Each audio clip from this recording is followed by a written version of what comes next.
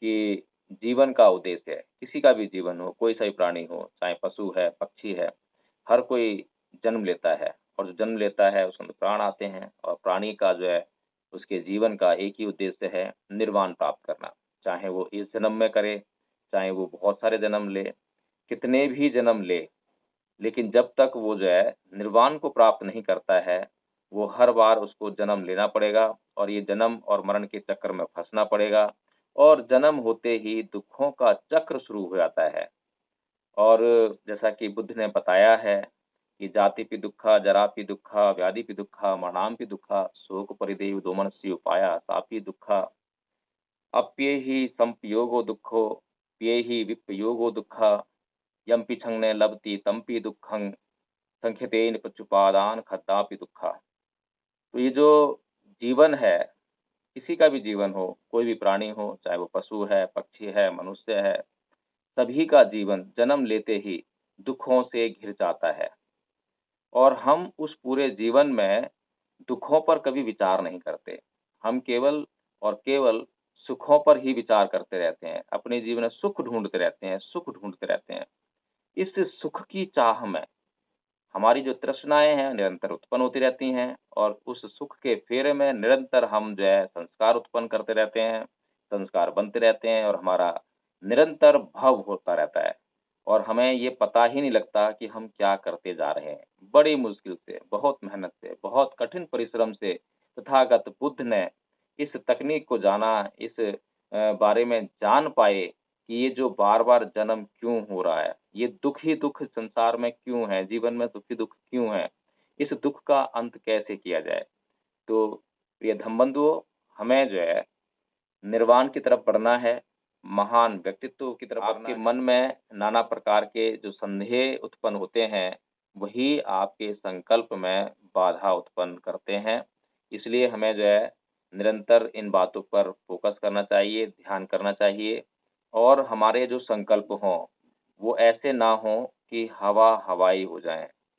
बहुत बड़े-बड़े संकल्प ले लें, बहुत बड़ी-बड़ी बातें कर लें, लेकिन जब उनको क्रियान्वित करने की बारी आए, तो हम वहाँ पर बिल्कुल ही फ़ेल हो जाएँ। किसी साथी का कोई प्रश्न है? कृपया प्रश्न करें। हमें प्रश्न करने का मौका बहुत कम मिलता है। हज़ारों साल से मैं प्रश्न करने का मौका ही नहीं दिया। जब-जब प्रश्न किए तब-तब जो है नाना प्रकार के हमारे को जो है हमारे शरीर पर दंड लगा दिए। हमें बंद कर दिया हमारे प्रश्नों को जो है। आज हमें प्रश्न करने का मौका मिला है। एक ऐसा सद्धम्म मिला है, जो आपको प्रश्न करने के लिए प्रेरित करता है। और बिना प्रश्न किए किसी का सुधार मना करता है।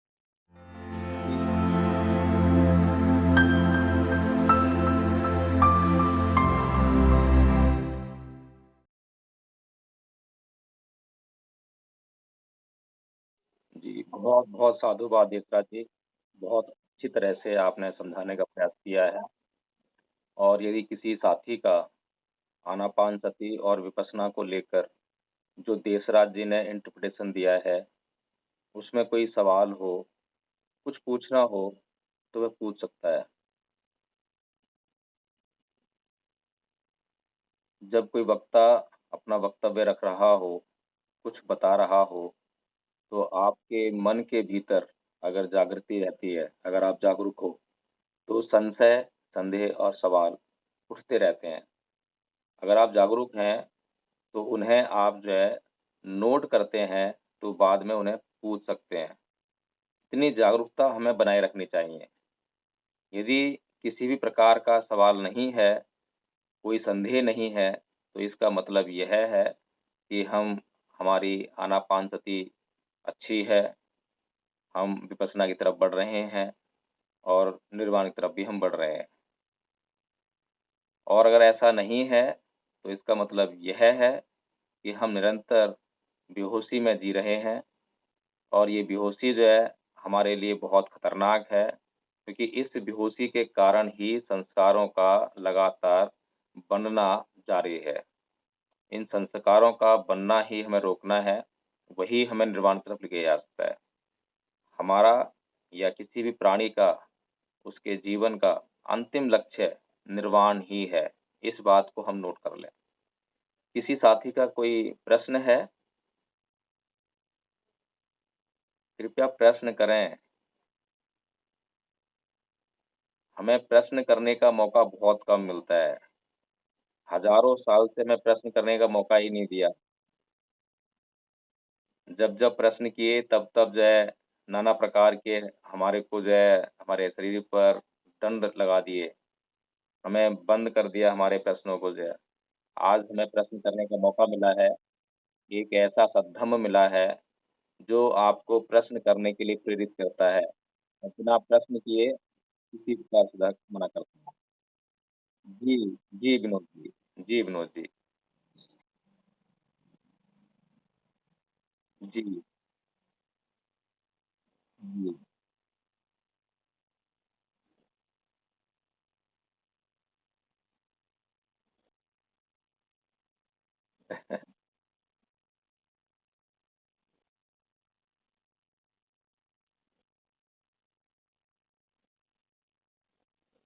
बहुत बढ़िया।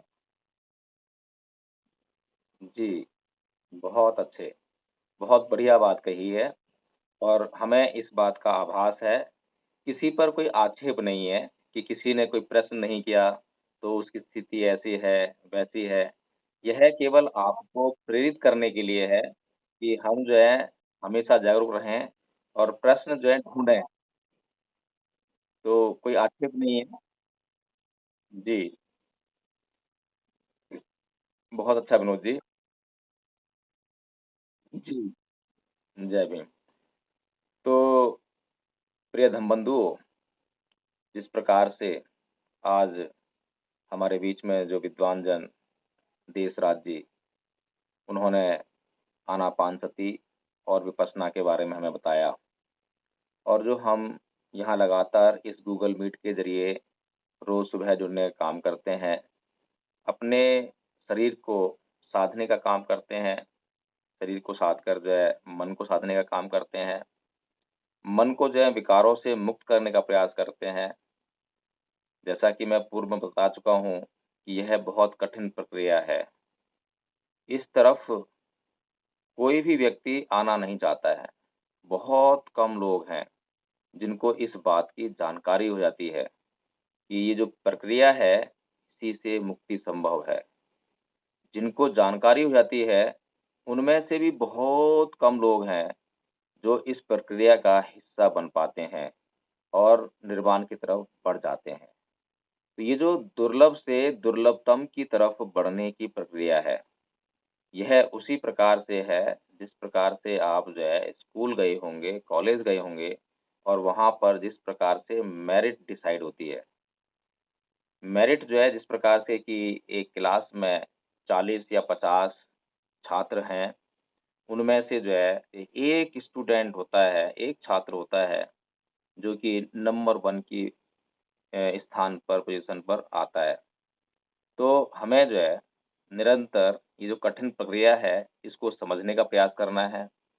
इसमें हमारा विश्वास तभी स्थापित हो सकता है, जब हम निरंतर ईमानदारी से जो प्रक्रिया है, उसका हम फ़ॉलो अप करें और कभी भी हताश नहीं होना, निराश नहीं होना, संयम रखना है, सहनशीलता बनाए रखनी है और सबसे महत्वपूर्ण चीज़ अधिष्ठान।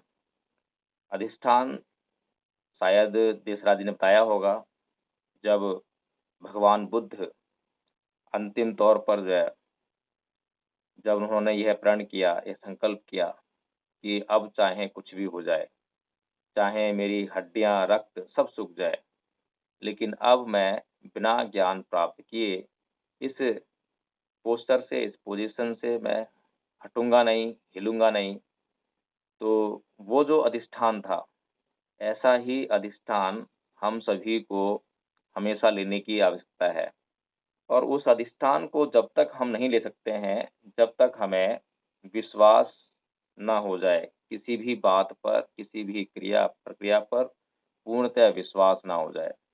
जब तक आपका विश्वास स्थापित नहीं होगा, आप कभी भी अधिष्ठान की ओर नहीं बढ़ सकते हैं। जितना गहरा आपका विश्वास होगा, उतना ही गहरा आपका अधिष्ठान होगा। आप निश्चित हो जाएँगे कि कुछ नहीं होने वाला। तो इस प्रकार से अगर विश्वास को स्थापित करना है, तो उसके लिए जो सबसे बड़ी चीज़ है, वो है संदेहों को मिटाना। आपके मन में नाना प्रकार के जो संदेह उत्पन्न होते हैं, वही आपके संकल्प में बाधा उत्पन्न करते हैं। इसलिए हमें जो है निरंतर इन बातों पर फ़ोकस करना चाहिए, ध्यान करना चाहिए और हमारे जो संकल्प हों, वो ऐसे ना हों कि हवा-हवाई हो जाएँ। बहुत बड़े-बड़े संकल्प ले लें, बहुत बड़ी-बड़ी बातें कर लें, लेकिन जब उनको क्रियान्वित करने की बारी आए, तो हम वहाँ पर बिल्कुल ही फ़ेल हो जाएँ। इसीलिए आनापानसति भी हम करते हैं, तो अभी हमने बहुत ही छोटा-सा जो समय का टुकड़ा है, उसको इस्तेमाल करने का प्रयास किया है। हमने केवल आधा घंटे का समय आनापानसति और विपश्यना के लिए निश्चित किया है। यह आधा घंटा हमारे लिए कुछ भी नहीं है। अगर जिस व्यक्ति को निर्वाण प्राप्त करना है, तो आप समझ सकते हैं कि 24 घंटे के आधार पर उसको विपश्यना में रत रहना होगा। हर तरह के विकार से मुक्त होना पड़ेगा। इतनी लंबी और कठिन प्रक्रिया है। हमने उसमें से केवल आधा घंटे का समय चुना है, जिसमें कि हम केवल प्रयास करते हैं कुछ जानने का, अपने कष्टों से मुक्त होने का और ये कष्ट बहुत ही मोटे-मोटे कष्ट हैं।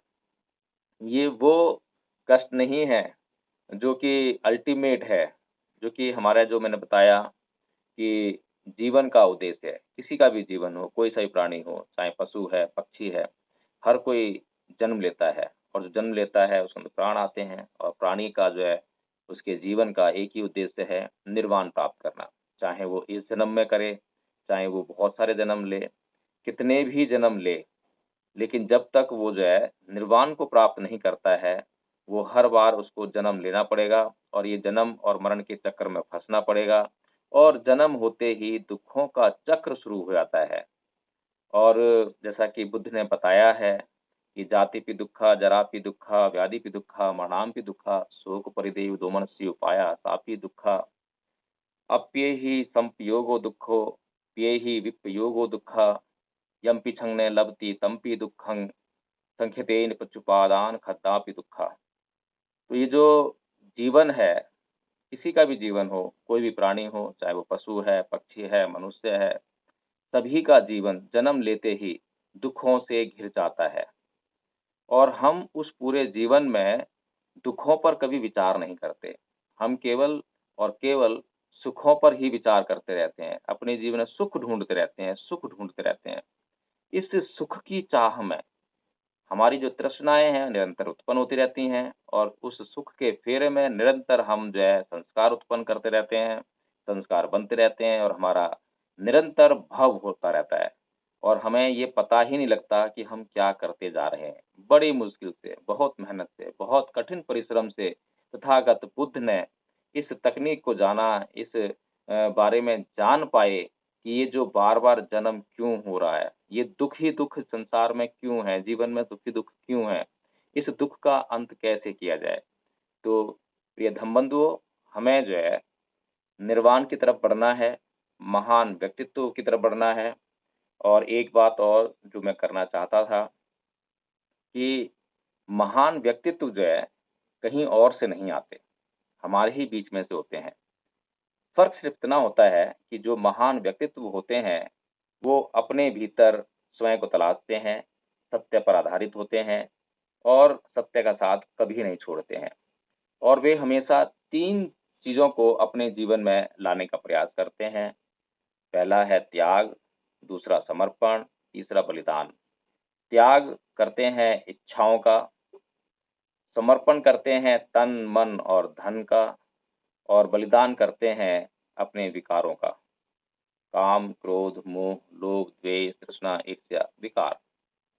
तो प्रिय धम्मबंधुओं, आज की जो धम्म चर्चा है, यहीं तक। कल फिर जुड़ेंगे और तब तक के लिए यदि आज तक किसी का कोई प्रश्न हो, तो वह आमंत्रित है। अदरवाइज़ हम जो है, आज बहुत समय से समापन की ओर बढ़ रहे हैं। तो विनोद कुमार जी, आपने हाथ उठाया है, कृपया बताएँ?